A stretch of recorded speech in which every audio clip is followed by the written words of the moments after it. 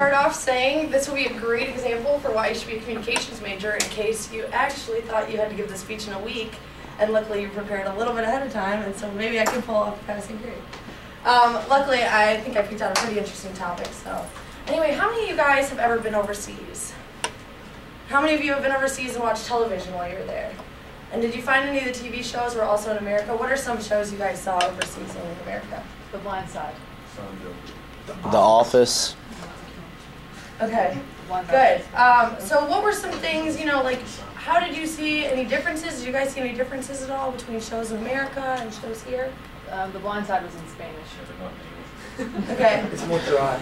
Okay. Humor was different. So I guess that, like, with television shows, there's a couple different things that change when they go from U.S., that start in the U.K. and then go to America, or vice versa. And I think basically what I'm going to be telling you guys about today is the differences between non-American television shows that are brought to America. Whether they change the characters, if they change the whole entire plot line together, if they simply just copy-pasted it over. First of all, I have a couple visual aids for you guys. I'm going to be going over 4 different shows: Ali G's show, Summer Heights High, I'm a Celebrity, Get Me Out of Here, and then Shameless. So if you guys want to just sort of pass these around, I don't know if there's enough for everyone, but these are some visual guides to get you guys on the same page as me. Okay, so the reason why I think it's important for everyone to know about this is because television is a huge part of determining our society. This has a lot to do about the sociology of a culture.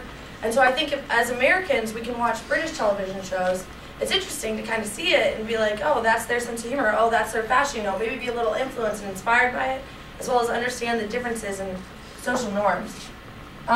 So there's certain shows that stay the same. And the first one would be the Ali G show, which started in 2000 in the UK on E4. And then it moved over to HBO in 2003 to 2004.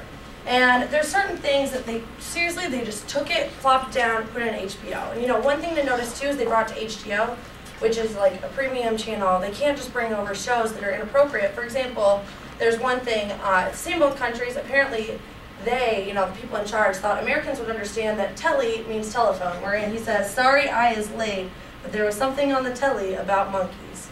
They're showing up.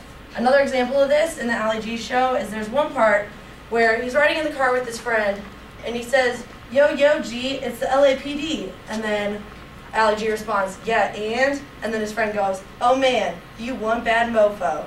Apparently, Americans thought that was quite all right if we hear that. We understand what mofo means, but we're careful, to save it for those channels. The next show would be I'm a Celebrity, Get Me Out of Here. And these are shows that only change the actors. They have the exact same plot line. Basically, they just take a bunch of lame celebrities, throw them on an island, see how they do. In the U.S., we got to know the lovely and Heidi Spencer on MTV's The Hills. Then, on the other hand, the UK show had another popular cast member, and he was kind of the version of Heidi and Spencer, where he said, my brain begins to work stuff out, but then kind of halfway through, it starts wandering off, and it's like, unicorns. So you can tell they both had very dumb main characters, but it's still kind of similar in the UK and the US, where you have those just really stupid characters that, I guess that's worldwide, that there's always going to be the idiot. The next show is another version that they took over, and they completely kept it the same. But then it's kind of cool. For Summer Heights High, I don't know if you guys know, Chris Lilly did it. Basically, he plays 3 different characters in all of his shows, if not more.